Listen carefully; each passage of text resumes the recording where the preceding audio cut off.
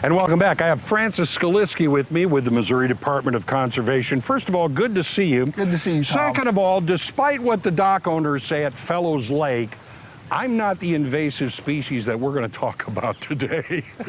There really is an important one that I know you want to address. Right. Zebra mussels are what we're talking about today, and the reason we're talking about it is because they are in Missouri, but they're in a small enough quantity that we're kind of ahead of the game.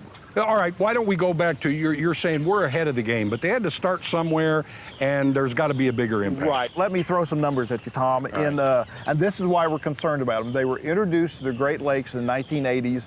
They spread throughout the water systems of the central U.S. But going back to the Great Lakes, from 1993 to 1999, the Great Lake power industry alone spent $3.1 billion controlling zebra mussels. And the total economic impact in that same area was $5 billion.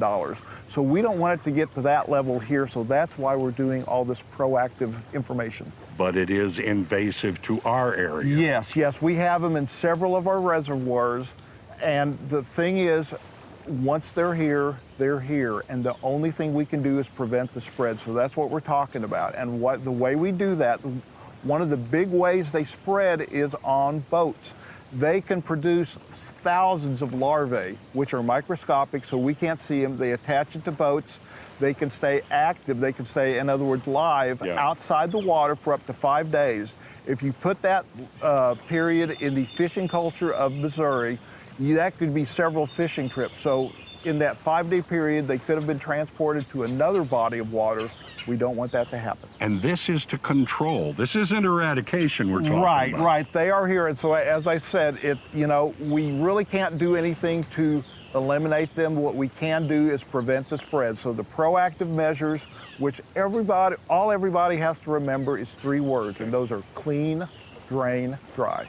Okay, now, the picture in my mind, now I know the zebra mussel it's not this huge animal. However, you said one word, and that's microscopic. Well, the mussel itself, when it's in adult stage, is probably about the size of your fingernail. But the problem is, and that can cause problems too, because what they do, they attach on hard surfaces, and that includes other zebra mussels. They form these huge clumps of mussels that can clog water intake systems, that can ruin habitats.